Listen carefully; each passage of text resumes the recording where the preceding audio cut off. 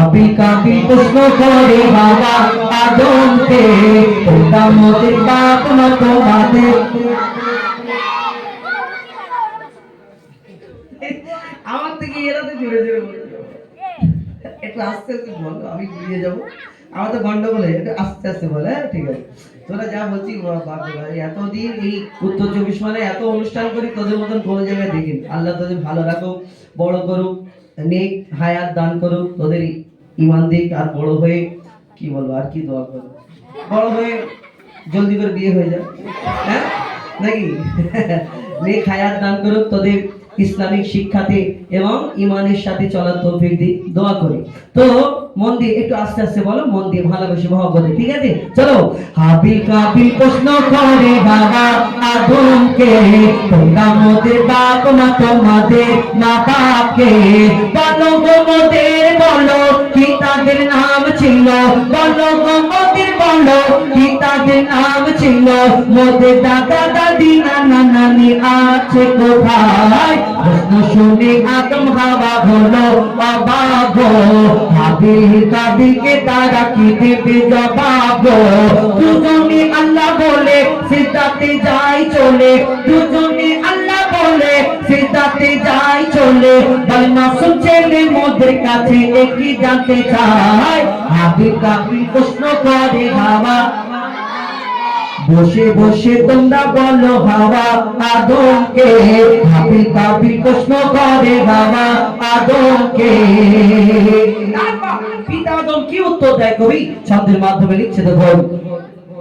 ওই বলছে আদম শোন তোরা শোন, মানব জাতির মাঝে সৃষ্টি আমি প্রথম, মাটির ঘাড়ে খোদা হাওয়াকে গড়ে, আর আদম পেলাম দুনিয়ায় এলাম জানাম না ছেড়ে, মধ্যে কেউ জন্ম দেয়নি মোর মায়েরই দুধ খাইনি, মধ্যে কেউ জন্ম দেয়নি মোর মায়েরই দুধ খাইনি, পাইনি মোরা মা বাপের ভালোবাসা, মোদের নেই বাবা মোরা নাকি দুজনা, মা বাপ কি মোদের জানা বলো না, দুজনে এতিম মিসকিন নেই মোদের মা বাপের, দুজনে এতিম মিসকিন নেই মোদের মা বাপের, তাই মানব জাতির পিতা মাতা মোরা দুজনা, হাবিল কাবিল প্রশ্ন করে বাবা আদমকে, তোমরা মোদের বাপ না তোমাদের মা বাপকে।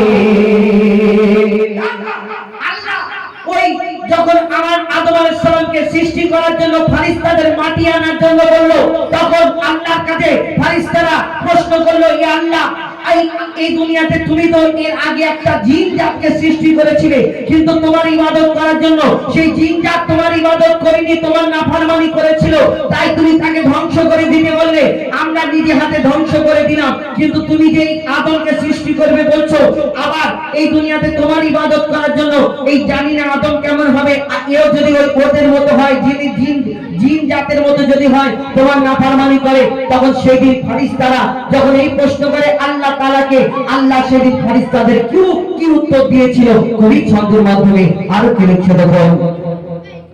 আল্লাহ যখন বলে বলবো পাগল, ফেরেশতারা শুনে বাধা দিয়েছে তখন, বলে ওগো আল্লাহ পাক তুমি গড়েছো জিন জাত, উৎপাত করে তারা করেনি ইবাদত, কিভাবে গড়ে আদম সে ক্রিয়ার মধ্যে মতো, কিভাবে গড়ে আদম সে ক্রিয়ার মধ্যে মতো, কি জানি দেখতে কেমন আদম চেহারা, খোদা বলে আমি জানি তোমরা জানো না, খোদা বলে আমি জানি তোমরা জানো না, আদম সৃষ্টি করা আমার আসল বাসনা, আমি যে করবো আদম সে মাখলুকে সর্বোত্তম, আমি যে করবো আদম সে মাখলুকে সর্বোত্তম, আমি নিজের সেরা সৃষ্টি দেবো আদম চেহারা, হাবিল কাবিল প্রশ্ন করে বাবা আদমকে, তোমরা মোদের বাপ না তোমাদের মা বাপকে, হাবিল কাবিল প্রশ্ন করে তোমরা মোদের বাপ না তোমাদের মা বাপকে। আল্লাহ যখন ওই মাটির আদমকে সৃষ্টি করে দিল, আর করার পরে আল্লাহ সকল ফেরেশতাদের ডেকে সিজদা করে নাও, সেদিন সকল ফেরেশতারা আল্লাহর হুকুম মেনে মাটির আদমকে সিজদা করে নিল।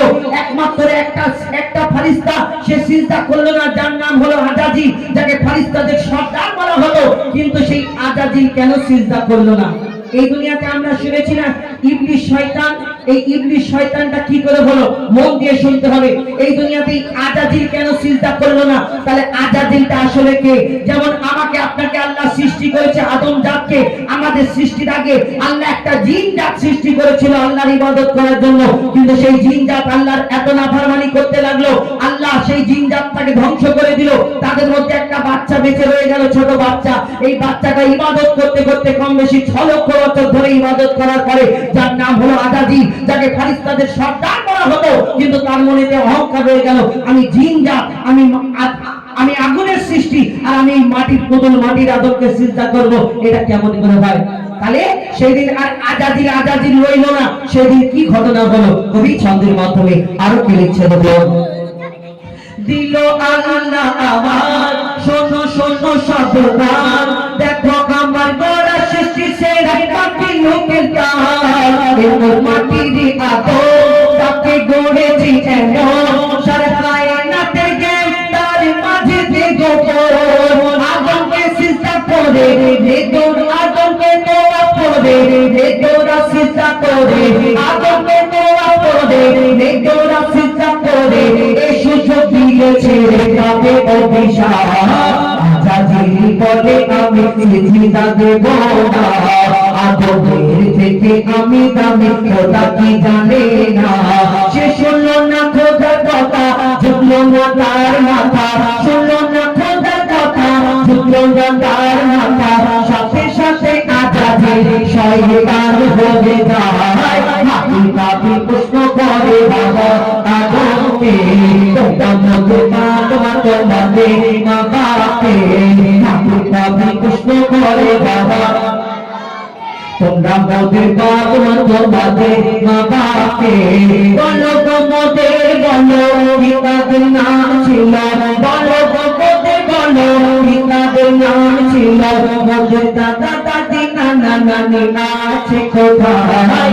হাতি কাবি প্রশ্ন করে বাবা আদমকে, তোমরা মোদের বাপ তোমাদের মা বাপকে।